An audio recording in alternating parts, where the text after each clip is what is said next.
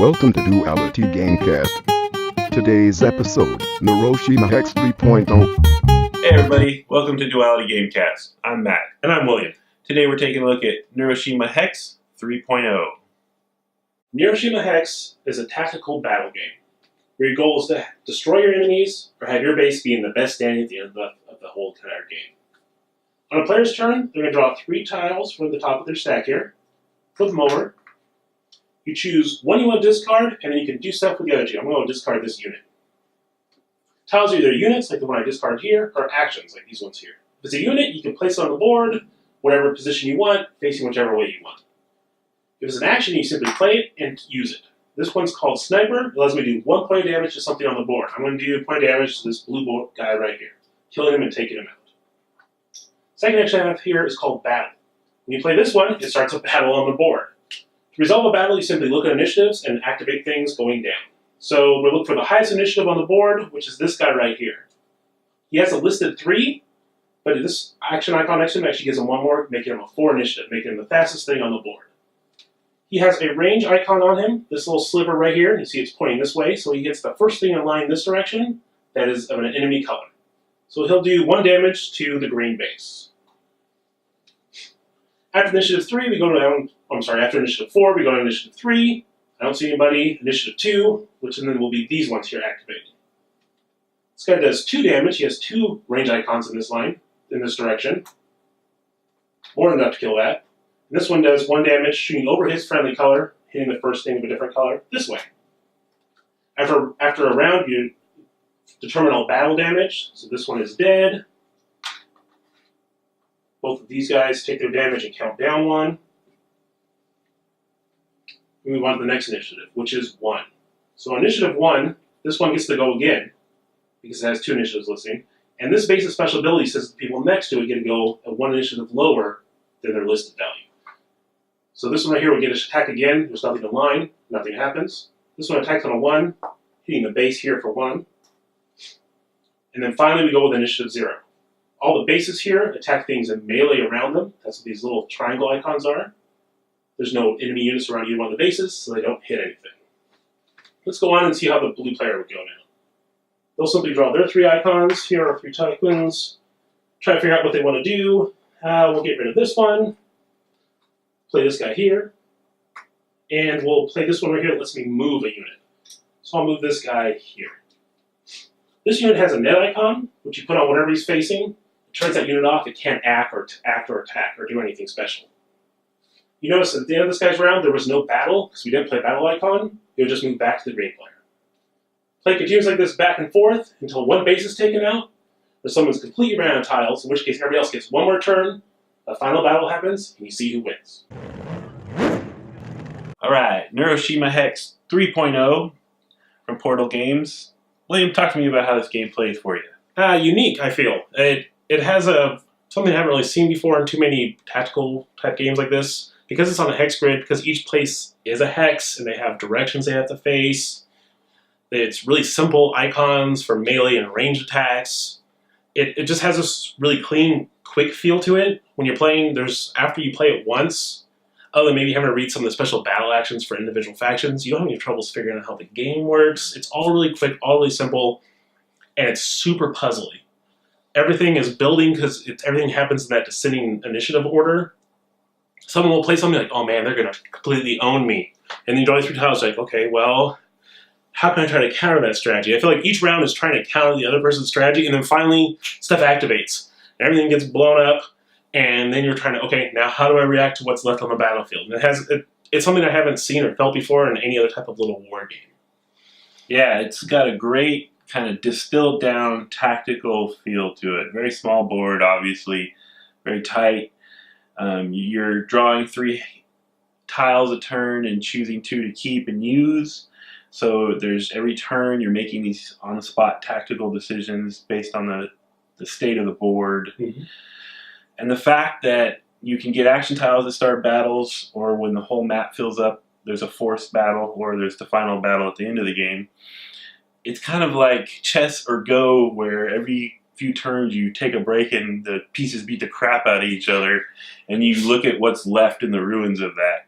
So that's a lot of fun. I love trying to plan to get the right facing, and then something will mess it up, so you got to alternate. Every faction had some of its own special abilities, which is great. Love the asynchronous kind of play there. Post-apocalyptic sort of world. You got a gang of weird mutant cultists. You got kind of road warrior gang. You got the outpost, which are sort of military government guys, like who I guess are trying to hold things together. And then you have the murderous killer robot faction. And they have some tiles in each one that kind of bring out that theme some. I mean, for being just a really, a chit and Hex kind of game, I feel like in the art and the abilities, they got the theme to come out fairly well. I agree, yeah, because it's every faction, because they're different. Like the Berserker guys have like guys who do melee attacks in every direction. And you're like, where am I putting this guy? Yeah. Stuff's going to happen. Yeah. For most of, like the soldier guys, most of their stuff's one direction. It's like range. So they're about positioning from far away and lining up. And you have the guys like to get, each faction felt different. There's special actions they have. It's not like everybody has the same type or quantity. Some of them have like 7 or 6 battle actions in their deck. So out of like 35, I think it is tokens. It's like almost a sixth of your thing could be like starting battles, whereas other ones only have a couple, but they have more movement and tactical stuff.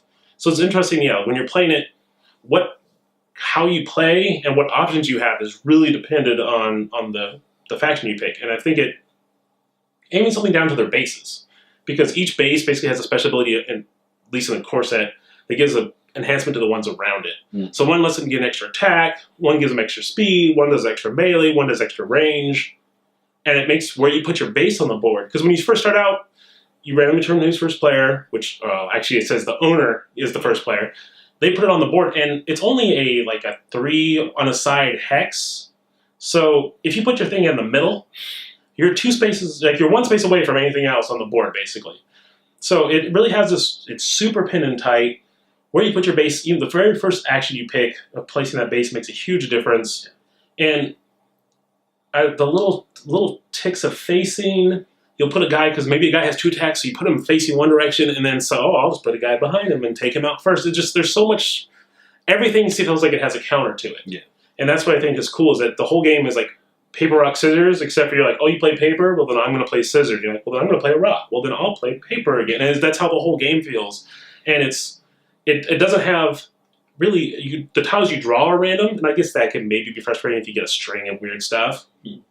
But you can look at the board and logic out how the whole combat's going to go. You're never like, oh man, I got him, and then someone rolls like a 6, and my whole, I have this awesome advantage and I lost it. No, you're looking at the board, there's no surprises. The closest you get to a surprise is if you're not the one initiating the battle, the person who initiates the battle gets to kind of do an action first and then make it happen. So it has so much, I feel like really tight competitive play. It seems like it plays well with 2, 3, 4. We haven't played it with maximum complement, but it seems like it could get really crazy. Yeah, definitely. And a lot of replayability for me. We start 4 factions out of the box that are all very unique. So right there, you got replayability. They have, I think, 3 published expansions for this new version. This is 3.0, remember, where you get, I think, maybe 2 new factions in each box. Okay. So tons of modular expansion for this game. And I don't think they give you new maps, but you don't really want a new map. No. The whole idea is you're in this constrained area. It's all about the faction abilities and units. I also like that, though the tile lane, you turn your tiles, they may be random, right? You're choosing 2 and losing 1, so you have some decision there. You can also save them. And then in your subsequent turn, say you save 2, you're only going to turn over 1 more tile. So you can actually slow the pace of your faction down by saving, and having more tiles, possibly longer than other people. So there's a lot of, for a tactical game that's relatively quick, there's a lot of cool decision making in this game. Every turn. Every action. And it's not, and again, what I like about it is that the decision you're making doesn't have any random factor on it. Yeah. So, because you're drawing the tiles in this one, You aren't rolling dice for combat. You're lining your guys up, and like, when a battle happens, on initiative 4, this guy's going to do this. And then the other person goes, well, then I need to put a guy between here and there, or the guy's somehow even faster, or put a chunk guy into block. And that's what I think is cool, is that you'll be like, oh, well, you know, like, our stacks are getting low. He has a big gun lined up on my base. Mm-hmm. It's super quick. I can't possibly beat an initiative to kill it. Like, maybe I'll just throw guys between here and there just to block for a couple turns and wait it out. Like, there's different options. Every round, every game we play, even if you're like the hyper aggressive guys, there'll be points where you're like, oh, I think I need to go on the defensive this round. It seems like there's lots of opportunities that always pop up to make good, cool tactical decisions. Yeah, definitely. So let's talk a little bit about the art, component quality, all of that. Okay. Little spinners for life. Yeah. It looks like I didn't see the rulebook when we first read it, but basically it has it also on the board too. So when you're playing, you can make a more portable version by getting rid of these spinners here and just keeping it with the board. That's a really minor thing. But the tokens are great. They're solid. They stack well. It's a big stack. Yeah. I think from like a practical standpoint, you don't even need it to be stacked. They could be like this, and you just draw 3 from them. In fact, I think maybe using a bag or something in the future might be the way we go, just for a convenience factor. The art on them is really easy. The icons are really easy to understand. There's a real clean difference between the melee and the ranged attacks on them. And so when you're looking at them, I know you can't see them because they're so far away, but you almost can. The ranged attacks are this long, thin, like range-looking thing, and the melee ones are these like harsh little triangles on them. It's really clean which way they face. It's really obvious to see what goes on. There's usually only one number posted on them, and that's their initiative. The other icons are pretty easy. They use the same type of icon. Like movement is this little arrow icon. They use it for the guys that can move. They use it for the tokens that let you move. Everything uses the same symbology across the board. It was really clean, really simple. Damage tokens. Everything here seemed to work really well. Even the little laminated cards they have here for each faction, they have a nice kind of matte finish on them. And that's something, they have player boards because each faction is different. It actually shows you every token in your thing, the quantity of them on here. It shows shows what it is, and also gives you a brief rundown of what it does. It even explains like the most basic one that says range attack on it, just to let you know, even though you can see right there, that one's a range attack. And the big thing is, it tells you what your special action icons are. And that's where a lot of the differences happen between the factions beyond their units, is the special actions you can take. This game also came with a deck of cards for solo play. Yes. A solo play is not really my bag usually, but it's a neat idea because what they do is each card shows you a setup of the board. You put it out and you get a certain allotment of forces, and it's like a puzzle. You have to take that allotment of forces and in that, like, say, one placement trigger a battle that, you know, creates a certain outcome. And there's a just nice solid, like, I think 40 card deck of these puzzles, which is pretty cool. So it's a lot of banging this box for such a, you know, pretty simple bunch of components. I agree. All right, so Neuroshima Hex 3.0 is I think a must-buy for me. As far as like tactical board state type battle games go, this is the one I've had the most fun with. It's something I can see myself playing again and again and again. It's the right length. It's not super long, so if you lose, you don't feel like you've wasted 2 hours of your life just to get beat up. And if you win, you want to get right back in there and try it again. So I'm going to go with a must-buy. All right, I'm going to give this game a pass. You know, I've never really been a huge fan of hex games, but I love tactical games, and this game doesn't look nice at all. I don't think it looks nice. I think everything looks kind of bland and grayish and kind of trashy. And the game, it works well for what it does, but it's not tactical in my opinion, so pass. So Neuroshima Hex 3.0 is a successor to obviously 2.0 and 1.0. It's in a bigger world from some Polish game designers. They also have a role-playing game set in this world, this post-apocalyptic crazy mutant robot world. And I think their card game 51st State is also set in the same world. 51st State is sort of the mechanical forerunner to the very popular Imperial Settlers. So there's a lot of meat in this world, this atmosphere, and they did a great job turning that into this tactical board game. Real clean, real fast, pretty exciting.